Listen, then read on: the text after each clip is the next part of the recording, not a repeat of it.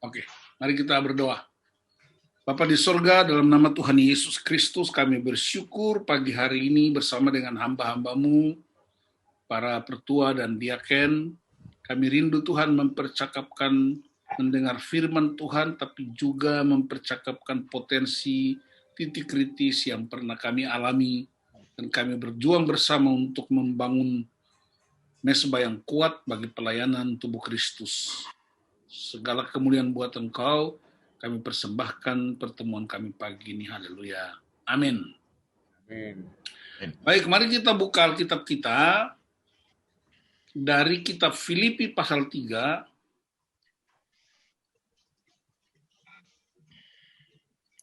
Filipi 3 ayat 4 sampai dengan ayat 10.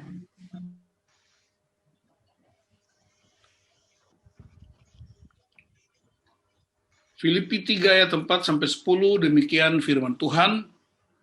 Sekalipun aku juga ada alasan untuk menaruh percaya pada hal-hal lahiriah. Jika ada orang lain menyangka dapat menaruh percaya pada hal-hal lahiriah, aku lebih lagi. Disunat pada hari ke-8, dari bangsa Israel, dari suku Benyamin, orang Ibrani asli. Tentang pendirian terhadap hukum Taurat, aku orang Farisi. Tentang kegiatan, aku penganiaya jemaat. Tentang kebenaran dalam mentaati hukum Taurat, aku tidak bercacat. Tetapi apa yang dahulu merupakan keuntungan bagiku, sekarang kuanggap rugi karena Kristus.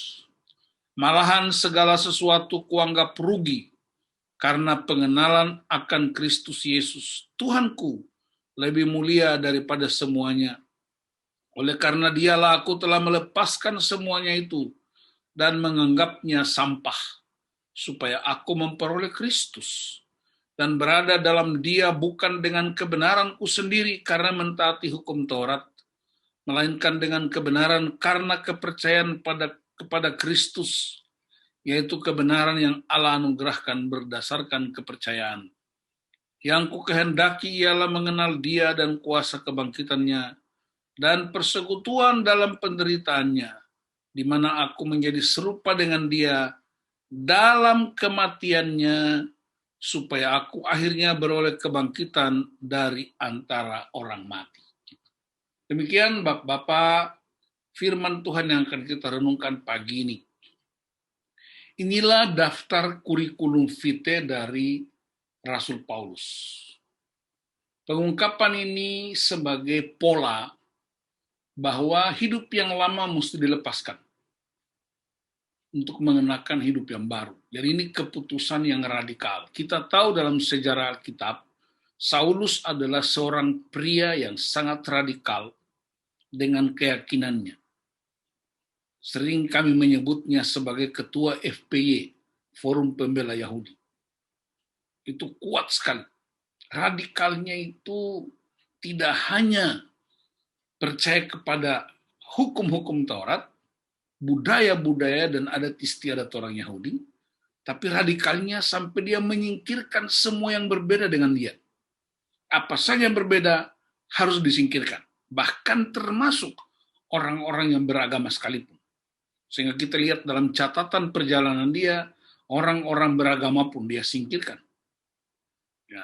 Tapi puji Tuhan, ternyata dia di dalam pengawasan Tuhan. Dan ketika dia berjumpa secara pribadi di depan pintu gerbang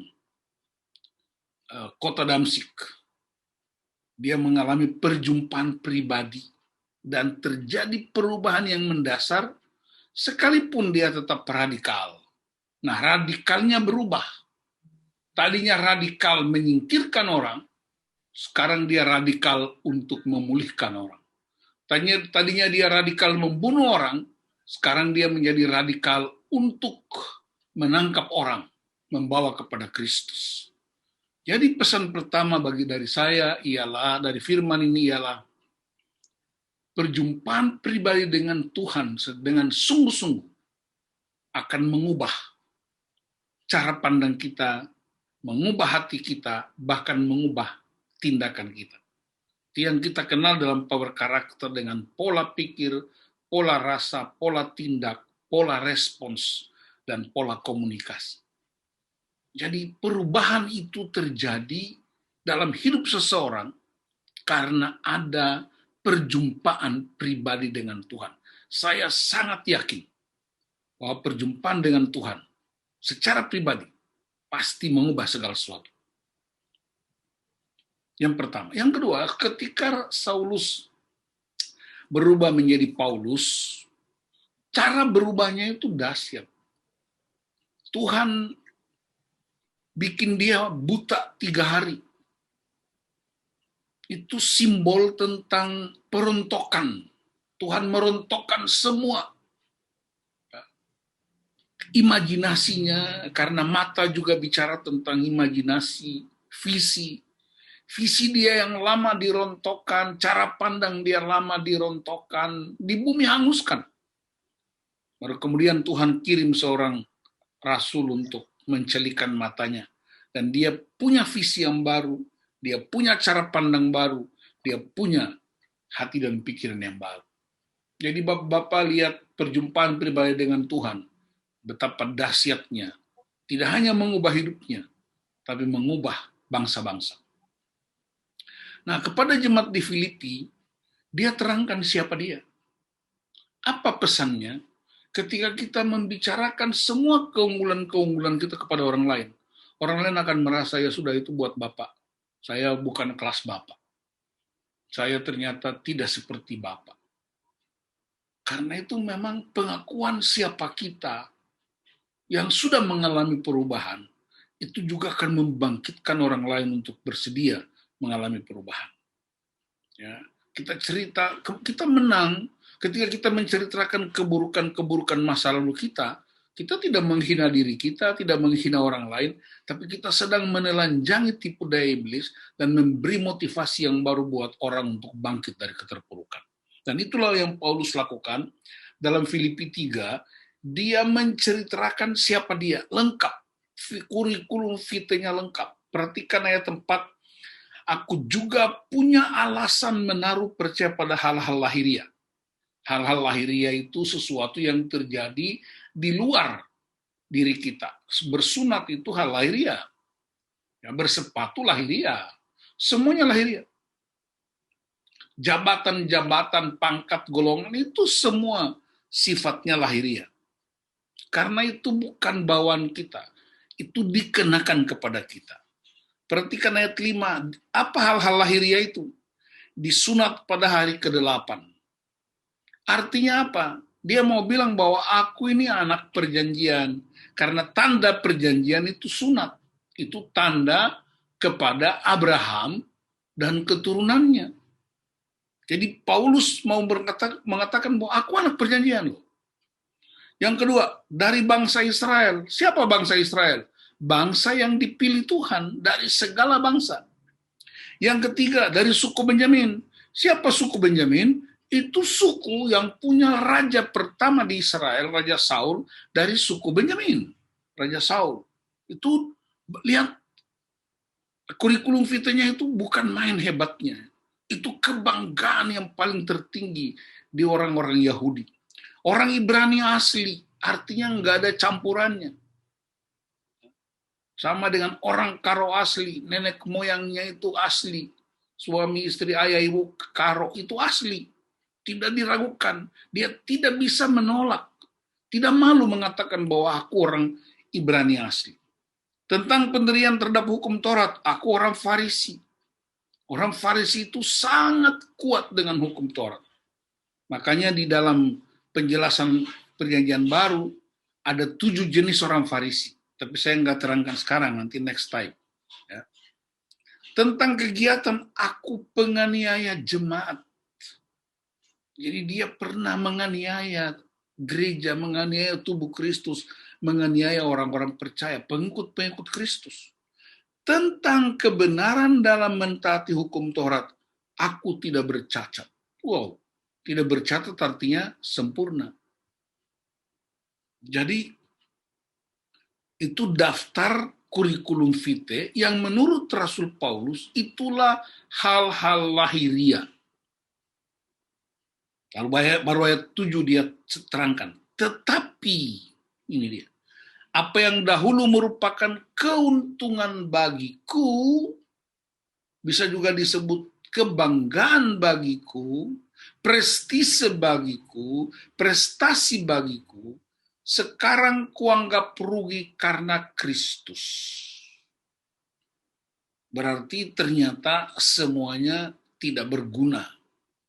Nah, baru dia bikin pernyataan yang sangat mencengangkan. Ayat 8, malahan segala sesuatu kuanggap rugi. Baik yang terdaftar di situ maupun yang tidak terdaftar, itu namanya segala sesuatu. Alasan ruginya apa? Karena pengenalan akan Kristus Yesus Tuhanku lebih mulia daripada semuanya. Oleh karena dialah aku telah melepaskan, perhatikan kata ini ya, melepaskan semuanya itu dan menganggapnya sampah supaya aku memperoleh Kristus. Kata sampah dalam bahasa Yunani artinya skubalon. Skubalon artinya kotoran manusia. Jadi Bapak bisa bayangkan seorang rasul besar ketika dia berjumpa dengan Kristus, semua kebanggaan-kebanggaan yang disebutkan di ayat 4-6, dia anggap itu kotoran manusia. Skubalon. Bahasa Indonesia yang lebih sopan itu sampah, tapi bahasa aslinya itu kotoran manusia. Kalau kita pakai bahasa premannya begini, ketika aku berjumpa dengan Kristus, semua kebanggaan saya itu tai. Nah itu dia bahasa premannya. Berarti radikal banget.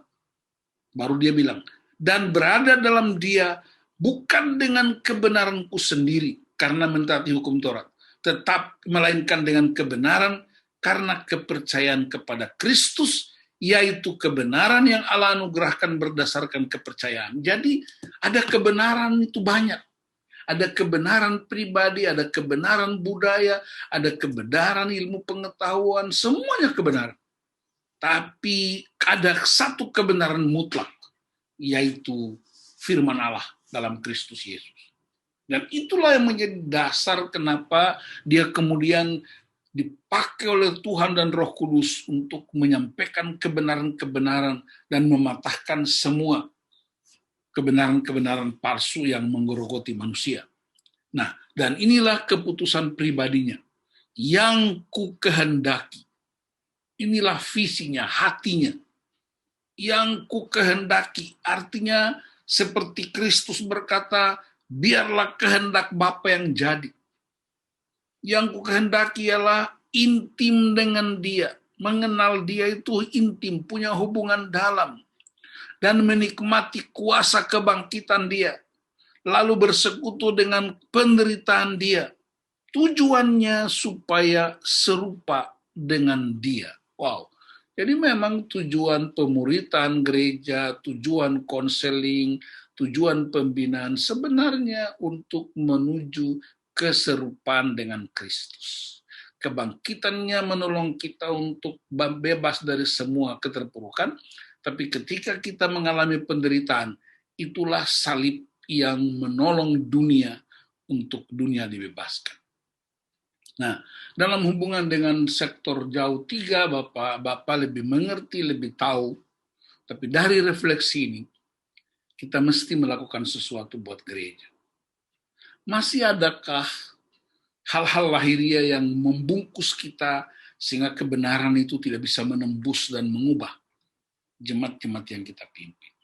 Perhatikan, saya ingin ajak Bapak-Bapak untuk kita perhatikan statement Rasul Paulus dalam 2 Korintus 10 sebagai sikap seorang Paulus, sikap seorang pelayan yang sudah bebas dari ikatan. 2 Korintus 10 ayat 1 dan seterusnya dia bilang begini, aku Paulus seorang yang tidak berani bila berhadapan muka dengan kamu, tetapi berani terhadap kamu bila berjauhan. Aku memperingatkan kamu demi Kristus yang lemah lembut dan ramah.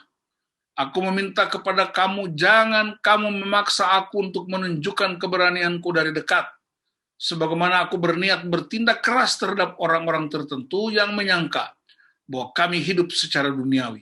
Memang kami masih hidup di dunia, tetapi kami tidak berjuang secara duniawi. Karena senjata kami dalam perjuangan bukanlah senjata duniawi, melainkan senjata yang diperlengkapi dengan kuasa Allah, yang sanggup untuk meruntuhkan benteng-benteng. Kami mematahkan setiap siasat orang dan merubuhkan setiap kubu yang dibangun oleh keangkuhan manusia untuk menentang pengenalan akan Allah. Kami menawan segala pikiran dan menaklukkannya kepada Kristus, dan kami siap sedia juga untuk menghukum setiap kedurhakaan bila ketaatan kamu telah menjadi sempurna. Tengoklah yang nyata di depan mata kamu, kalau ada seorang benar yakin bahwa ia adalah milik Kristus, hendaklah ia berpikir dalam hatinya bahwa kami juga adalah milik Kristus, sama seperti dia. Jadi perjuangan kita dalam pelayanan Bapak, problem utama kita itu ialah kita menghadapi benteng-benteng, kubu-kubu pertahanan yang dibangun oleh pikiran manusia, oleh budaya-budaya kita yang tidak sesuai firman, oleh tradisi-tradisi kita, adat istiadat. Yang bikin gereja nggak maju-maju ialah kita terima kebenaran firman. Dan luar biasa firman disampaikan hamba-hamba Tuhan, disampaikan pimpinan sinode, disampaikan pendeta-pendeta tamu.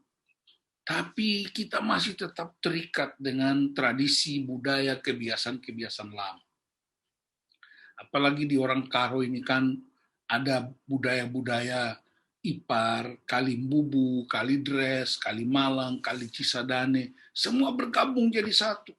Sehingga kita jaga perasaan, ya apalagi misalnya di majelis ini kan sektor ini ya, abangnya Pak Matius adalah Pak Nelson, sementara Pak Matius adalah sekretaris majelis. Bagaimana Bapak Gren bisa tegur BPMR, orang adiknya sekretaris? Nah, itu contoh-contoh yang bisa jadi kemudian kalau tidak dipraktekkan kebenaran, maka kita menderita sendiri. Sekretaris mau tegur pertua, adik mana ada boleh tegur abang. Itu melanggar itu budaya-budaya yang dibangun oleh orang tua. Ada lagi yang kakak adik, perempuan, laki. Itu semua ikut mempengaruhi pola pelayanan. Maka firman Tuhan datang kepada kita hari ini. Firman Tuhan mengingatkan kita. Ya, dalam Galatia 2 ayat 10, kalau aku menyenangkan manusia, aku bukan hamba Kristus. Jadi mari kita jadi hamba Kristus. Berpegang teguh pada kebenaran dan tetap menghormati relasi-relasi yang terbangun. Ya, saya percaya kalau sekretaris ada kesalahan, pasti abangnya telepon pribadi. Bisa. Ya, tidak harus menggunakan forum. Itulah sebenarnya komunikasi-komunikasi yang efektif. Kalau abangnya mungkin lalai, adiknya bisa telepon. Dan sebaliknya. Bahkan biasanya kalau abang adik begitu, biasanya pakai juru bicara. Juru bicaranya itu istri kita. Saya punya abang, saya juga punya adik. Jadi kalau mereka salah, ya kasih tahu istrinya. Jadi itulah budaya-budaya kita yang masih hidup sampai hari ini. Jadi Bapak-Bapak di sektor jauh 3, saya mengencourage Bapak-Bapak untuk berani ambil keputusan, semua yang tidak berdasar pada firman Allah, semua yang melawan firman Allah, harus kita bukan hanya mengamaklumi, tinggalkan, karena kita urus gereja tubuh Kristus dengan firman Allah. Tentu dengan semua proses perjalanan yang begitu kuat. Masih adakah bagian-bagian yang masih mengikat kita? Kita bersedia untuk melepaskannya. Kenapa? Karena Rasul Paulus sendiri bilang, ternyata ketika aku ketemu Kristus, semua yang aku banggakan selama ini dan dibanggakan oleh umat, ternyata itu semua adalah kotoran manusia. Jijik. Dan aku sungguh-sungguh dengan Kristus. Dan dia punya kerinduan besar, hanya bisa mengenal dia, intim dengan dia, mengalami kuasa kebangkitan, bersekutu dengan penderitaan. Itu sebabnya Saulus kemana-mana mengalami penderitaan luar biasa. Disalah mengerti rasul besar seperti Paulus itu pernah dikasih masuk di dalam keranjang dan diturunkan dari tembok. Bayangkan kalau ada video hari ini kita nonton betapa memalukannya rasul besar itu. Apakah Tuhan tidak punya kuasa untuk menghentikan orang-orang itu? Tuhan punya, tapi Tuhan sedang memproses kita untuk mengalahkan semua ego dan kesombongan-kesombongan kita. Lihat aja ketika Herodes mau membunuh Yesus. Tuhan punya cara menghentikan Herodes, tapi malah dia suruh melalui malaikat, suruh Yusuf dan Maria menyingkir ke Mesir. Waduh, itu apa sebenarnya? Di mana Allah? Allah punya kuasa. Tapi dia izinkan proses manusiawi berlangsung supaya kita mengenal bagaimana kita bergantung sepenuhnya kepada otoritas Tuhan.